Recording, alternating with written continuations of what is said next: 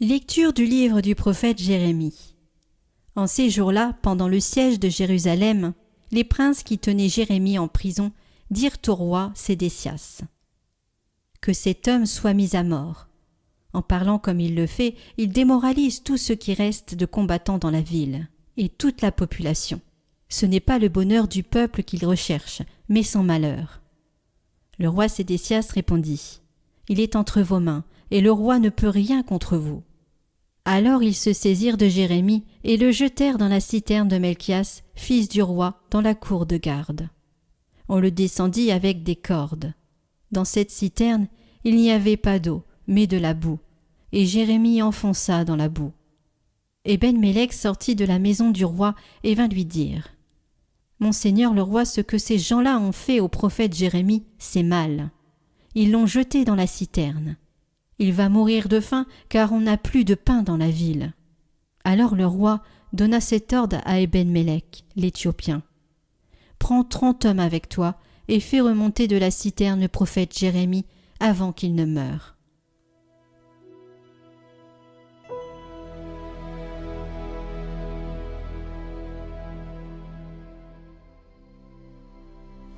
Seigneur, viens vite à mon secours.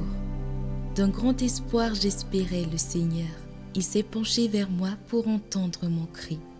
Il m'a tiré de l'horreur du gouffre, de la vase et de la boue. Il m'a fait reprendre pied sur le roc. Il a raffermi mes pas. Dans ma bouche il a mis un chant nouveau, une louange à notre Dieu.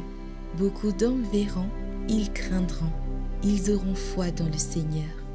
Je suis pauvre et malheureux, mais le Seigneur pense à moi. Tu es mon secours, mon libérateur. Mon Dieu, ne tarde pas.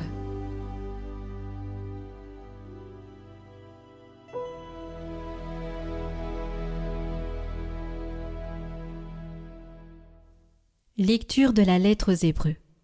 Frères, nous qui sommes entourés d'une immense nuée de témoins et débarrassés de tout ce qui nous alourdit, en particulier du péché qui nous entrave si bien, courons avec endurance l'épreuve qui nous est proposée, les yeux fixés sur Jésus, qui est à l'origine et au terme de la foi. Renonçant à la joie qui lui était proposée, il a enduré la croix en méprisant la honte de ce supplice, et il siège à la droite du trône de Dieu. Méditez l'exemple de celui qui a enduré de la part des pécheurs une telle hostilité, et vous ne serez pas accablés par le découragement. Vous n'avez pas encore résisté jusqu'au sang dans votre lutte contre le péché.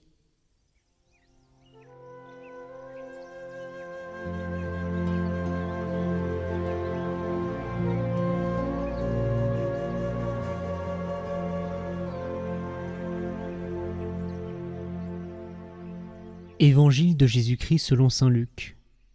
En ce temps-là, Jésus disait à ses disciples : « Je suis venu apporter un feu sur la terre, et comme je voudrais qu'il soit déjà allumé, je dois recevoir un baptême, et quelle angoisse est la mienne, jusqu'à ce qu'il soit accompli.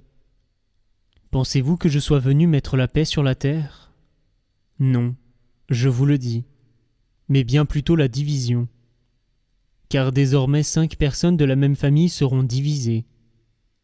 3 contre 2, et 2 contre 3. Ils se diviseront. Le père contre le fils, et le fils contre le père. La mère contre la fille, et la fille contre la mère. La belle-mère contre la belle-fille, et la belle-fille contre la belle-mère.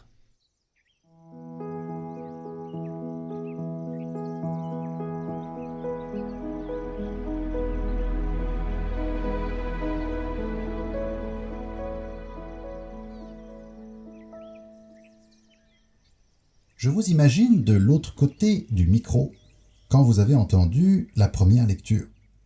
Peut-être certains ont tout compris, mais j'imagine que la plupart d'entre vous, ça a été en tout cas le cas pour moi. Soit vous n'avez rien écouté, ce qui peut arriver, soit vous n'avez rien compris. Et je vous comprends parfaitement. Vous avez d'abord des gens méchants qui vont voir le roi pour demander la mort du prophète Jérémie. Et Sédécias leur répond « Bon d'accord, faites comme vous voulez ». Alors il jette Jérémie au fond d'une citerne pleine de boue où il va mourir. Et juste après, vous avez les gentils qui arrivent, qui vont voir le roi pour lui dire « Ce qu'ils ont fait là, c'est drôlement méchant ». Et Sédécias répond « Oh là là, vous avez raison, prenez 30 hommes et faites-le remonter de la citerne ». Et en 24 heures, on a donc Sédécias qui dit « Faites mourir Jérémie et sauvez Jérémie ». Il a l'air un peu perdu. Et il serait facile de profiter de cette aventure pour distinguer les méchants qui mettent Jérémie dans la citerne et les gentils qui sortent Jérémie de la citerne. Et ainsi, Jésus, dans son évangile, serait venu, comme il le dit, pour montrer la division entre les méchants et les gentils. Eh bien, justement, ce qui nous semble difficile à comprendre dans Sédécias, c'est justement ce qui nous permet de bien comprendre l'évangile qui nous est donné. Il n'y a pas d'un côté les gentils et de l'autre côté les méchants.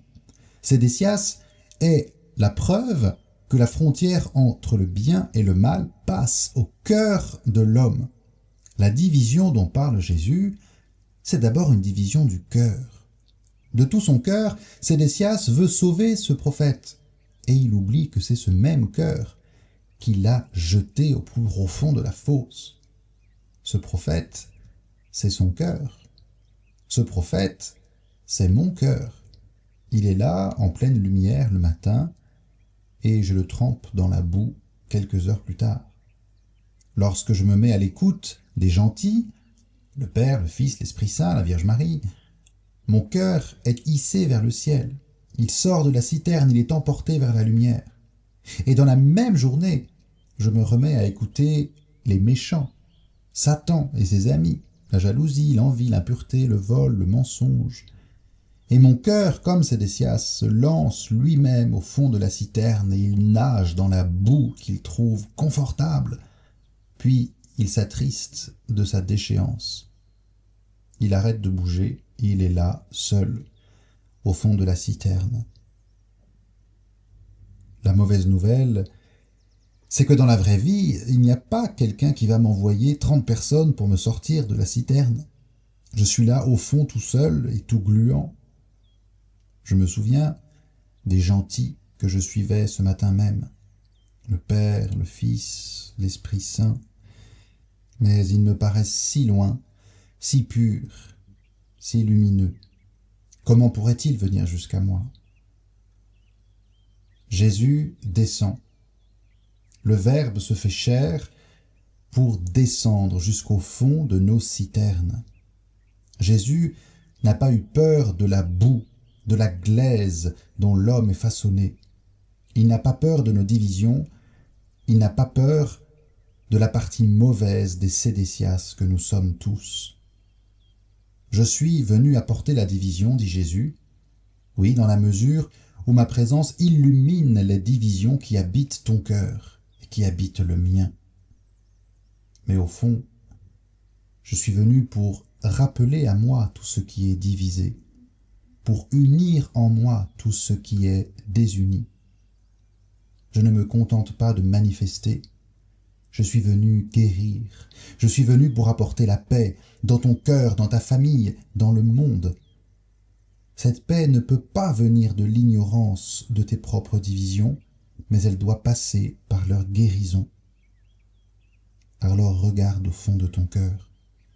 Il y a quelque chose de boueux, de sale, quelque chose qui te fait honte, que tu voudrais cacher à mon regard. Mais je suis venu pour manifester cette division, et je suis venu pour la guérir, pour te laver, par la confession, par les pèlerinages, les actes de piété, les actes de charité, l'oraison, la lecture de la Bible. Je te donne autant de moyens pour revenir vers moi et pour unir ce qui est divisé dans ton cœur. Le Christ est venu manifester la division et le péché dans le cœur de l'homme. Mais il est venu précisément là où nous sommes. Il s'est fait péché pour nous, pour que nous puissions justement sortir de notre citerne. Le feu qu'il est venu apporter sur terre n'est pas un feu qui détruit, mais c'est un feu qui répare par la purification. C'est le feu de son amour qui brûle toutes nos divisions pour n'en faire qu'une seule flamme, celle de la paix retrouvée en lui.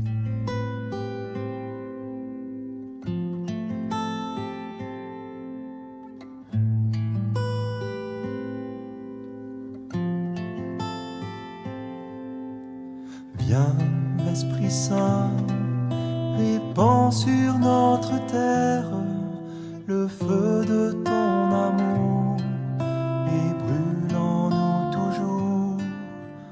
Viens, Esprit Saint, répands sur notre terre le feu de ton amour et brûle en nous toujours. Viens manifester ton amour et ta bonté à tous tes enfants qui te cherchent en vérité. Viens nous libérer de la mort et du péché. Viens nous consoler, Esprit Saint.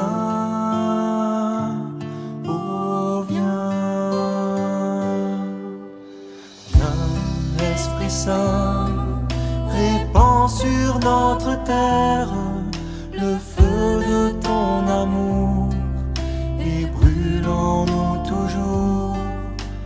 Viens, Esprit Saint, répands sur notre terre le feu de ton amour et brûle en nous toujours. Viens renouveler dans la foi, la charité, tous les serviteurs de ton Église assemblée. Viens nous réchauffer, que nous puissions proclamer Jésus est Seigneur, Esprit Saint. Oh, viens.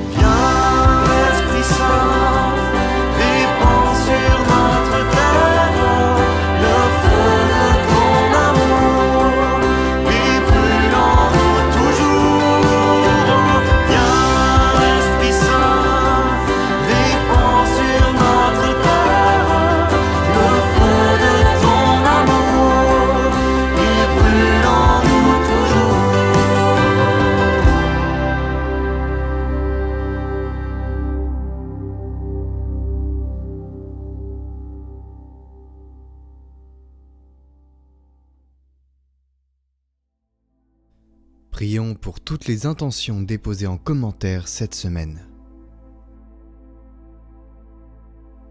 Notre Père qui es aux cieux, que votre nom soit sanctifié, que votre règne vienne, que votre volonté soit faite sur la terre comme au ciel.